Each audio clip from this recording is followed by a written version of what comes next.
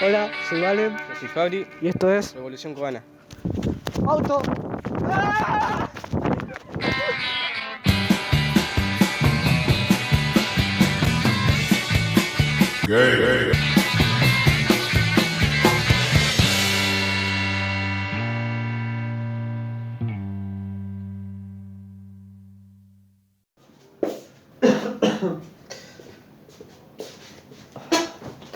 Oh, hola, me agarran acá, laburando. ¿Cómo les va?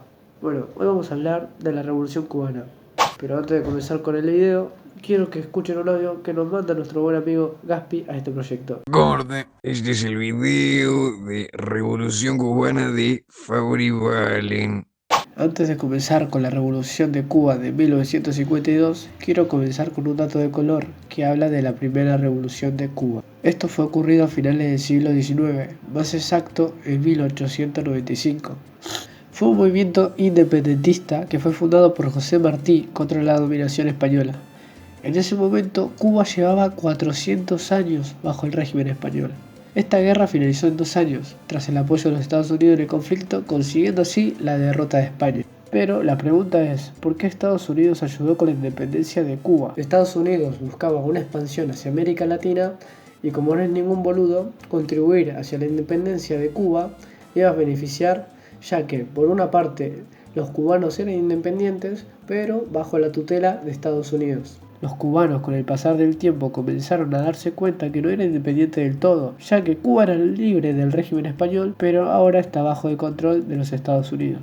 Una vez ya dicho todo esto, nos vamos a dirigir en el año 1952, más exacto el 10 de marzo de 1952. El ejército cubano de dicho año, guiado por Fulgencio Batista, realiza un golpe de estado contra el gobierno legítimamente electo de Carlos Prío Socarrás. A través de lo ocurrido, el golpe de estado sale con éxito, y así Batista instaura una dictadura militar en el país. Tras algunas decisiones de la dictadura, el apoyo popular por este gobierno fue decayendo. Varios grupos comenzaron a realizar protestas y la misma dictadura respondía como mejor sabían hacer, tras la violencia. El 26 de julio de 1953 se realizó el asalto al cuartel Moncada. Este hecho fue parte de una acción formada por un grupo de jóvenes que estaba comandado por el abogado Fidel Castro. Esto se realizó con el fin de derrocar a Batista, pero fracasan y son enviados a la cárcel. Fidel Castro es mandado a un juicio. En este juicio él decide hacer su propia defensa. Ante el tribunal termina con una frase icónica que dice: "La historia me absolverá". No, la verdad que épico. Pero dicha frase jamás fue pronunciada. En realidad dijo: "La historia definitivamente lo dirá todo". En realidad la frase "la historia me absolverá" surge de la estancia de Castro en prisión, donde este mejoró su alegato original y sus seguidores publican dicho libro, "La historia me absolverá". 1955. Tras unos 22 meses en prisión, Fidel Castro y todos los rebeldes son liberados de la prisión, tras una amnistía concedida por Fulgencio Batista. Este los libera por una fuerte presión que estaba sufriendo tanto internamente en el país y externamente. Pocos días después de que Castro sale de la cárcel, este funda el movimiento 26 de julio, con el fin de derrocar a Batista. 1956. Castro, ya exiliado en México, en dicho exilio, Fidel comienza a preparar su revolución. Y dato no menor, Fidel en México conoce a Ernesto Guevara. Este tipo participó activamente en dicha revolución y llegó a ser la mano derecha de Fidel Castro. El 2 de diciembre de 1956, 82 guerrilleros ingresan a Cuba, más exactamente a Sierra Maestra. Cuando estos llegan, el ejército de Batista persiguen y dispersan a los revolucionarios, dejando así de los 82 guerrilleros tan solo a 20. Que en estos 20 estaban Fidel Castro, Raúl Castro y Ernesto Guevara. 1957. Como podrán notar, los revolucionarios no arrancaron con el pie derecho. Aún así, se organizan y comienzan a realizar diversas acciones en Cuba. En Sierra Maestra, los revolucionarios empiezan a formar un grupo de sede, y por la iniciativa de Ernesto Guevara se creó un lugar primitivo donde producían pan y carne. Así alimentaban a sus tropas. Aparte de homofóbico, era todo un pillo Guevara. En este año los revolucionarios comienzan a tener un apoyo popular, pero todo se va al carajo cuando al principio de 1957 el periódico más leído de Estados Unidos publica una entrevista a Fidel Castro y gracias a esta entrevista aumentó el apoyo popular.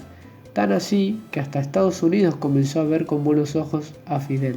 y en cambio empezaron a mirar a Batista con mucha más desconfianza, ya que presentían que la dictadura de Batista ya estaba en ruinas. Tan así que comenzaron en 1958 a suspender todo el apoyo militar que Estados Unidos le iba ofreciendo hasta el momento al gobierno cubano. Batista, ya sin el apoyo de los Estados Unidos militarmente y sin el apoyo popular, cada vez su derrota iba siendo más obvia. Al mando del Che Guevara y Camilo Cienfuegos, estos logran entrar y controlar a La Habana.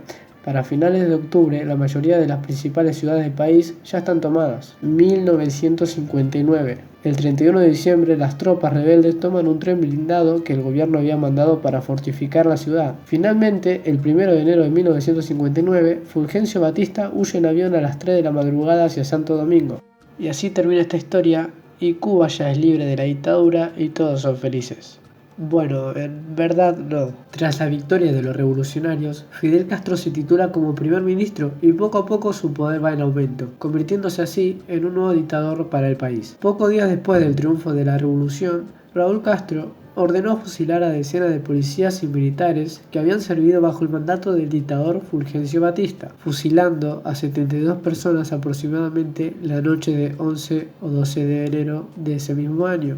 Con el pasar del tiempo, más personas fueron fusiladas. Hoy en día no se sabe a ciencia cierta cuántas personas fueron fusiladas, aunque se calcula que durante toda la revolución hasta la actualidad el número aproximado es de 7.179 muertes, según ABC Internacional. Y sobre los fusilamientos de la revolucionaria Cuba, no es una teoría y tampoco es que lo diga yo. Es más, el mismo Che Guevara lo confirma en la ONU el 11 de diciembre de 1964.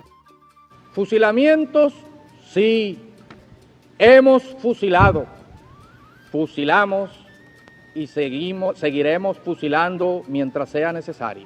¿Se acuerdan que al principio del video les comuniqué de la primera revolución cubana contra el régimen español, donde Estados Unidos ayuda a Cuba por intereses propios y para controlar tras las sombras a Cuba? Pues por algunas decisiones tomadas por Fidel Castro, este poder que venía llevando Estados Unidos tras las sombras lo pierde. Algunas de esas decisiones son las siguientes. Castro aprobó la ley de la reforma agraria. Esta ley afectó severamente los intereses de los estadounidenses y la clase alta cubana, ya que esta ley trataba de expropiaciones, confiscación de bienes y la nacionalización de bienes. Esta reforma afectó a empresas estadounidenses que estaban ubicadas en el país y también a varios cubanos de la clase alta, donde estos se fueron a refugiar hacia Estados Unidos. También otra decisión que tomó Fidel Castro es donde Cuba se aliada con la Unión Soviética. Este hecho no le gustó para nada a Estados Unidos, ya que no le servía que Cuba esté aliado con su enemigo en plena Guerra Fría, y tampoco quería que los demás países latinoamericanos tomen ejemplo de dicha decisión. 1961. Tras estas decisiones, Estados Unidos decide darles armas a los cubanos exiliados para que estos vayan hacia Cuba, exactamente en Bahía de Cochinos, y el plan era que los cubanos invadan y tomen la revolucionaria Cuba, y así Estados Unidos podía volver a gobernar tras las sombras como lo venía haciendo los últimos años. Esta invasión realmente no duró mucho, duró aproximadamente 65 horas, o sea que fue un fracaso total. 1962. El 7 de febrero de ese mismo año, el presidente del momento, John Kennedy, declara el bloqueo comercial y económico con Cuba. A través de esto, las relaciones entre Estados Unidos y Cuba se rompían totalmente. Actualmente, este bloqueo comercial persiste y trajo muchas desgracias en el país. Trajo varias pérdidas económicas y sociales. Se calcula que tras estos 60 años de bloqueo, Cuba perdió aproximadamente más de 138.000 millones de dólares. En 1992, en las Naciones Unidas se ha votado anualmente para que el embargo de Cuba se detenga. Por más que la mayoría de los votos han estado a favor de Cuba, Estados Unidos hoy en día no ha sacado el bloqueo económico. Con la presidencia de Barack Obama hubo un acercamiento con Cuba y parecía que este bloqueo económico por fin se iba a solucionar a través del diálogo. Pero cuando este termina su mandato y toma el poder Donald Trump, este endurece la relación con Cuba nuevamente y no se llega a ningún acuerdo. El presidente actual de los Estados Unidos, Joe Biden, también no ha avanzado sobre este bloqueo, ya que según él, Cuba no ha hecho avanzar la democracia y los derechos humanos en dicha isla. Bueno, ahora lo dejo con mi compañero y amigo Valen. Valen va a entrevistar a un cubano exiliado en Estados Unidos. Esta entrevista trata de redactar cómo los cubanos de clase alta vivieron la revolucionaria Cuba. Hola, 502. Ahora vamos a viajar en el tiempo. Vení. Pasa. Pasa ahí.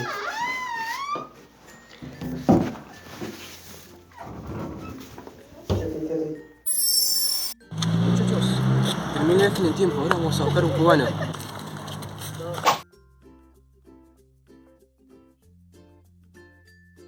¿Qué pasa, hermano? Vos sos cubano, ¿no? Obvio que sí. Dame esa mano, hermano. No. ¿Te lavaste las manos? No. Entonces bajala. ¿Qué te pensás que sos? ¿Qué haces acá en Estados Unidos? Y la verdad que han pasado muchas cosas con la Revolución Cubana y me tuve que ir de mi país por un par de razones que va a pasar. ¿Me puedes contar esas razones?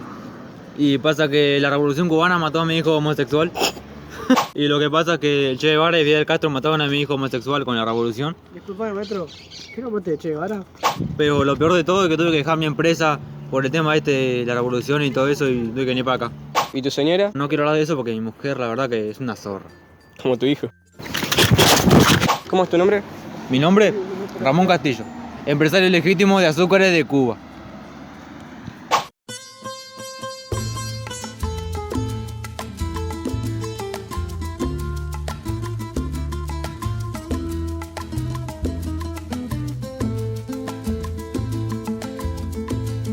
Aunque tú me has echado en el abandono, aunque ya han muerto todas mis ilusiones, en vez de maldecirte con gusto encono, en mis sueños te colmo, en mis sueños te colmo de bendiciones.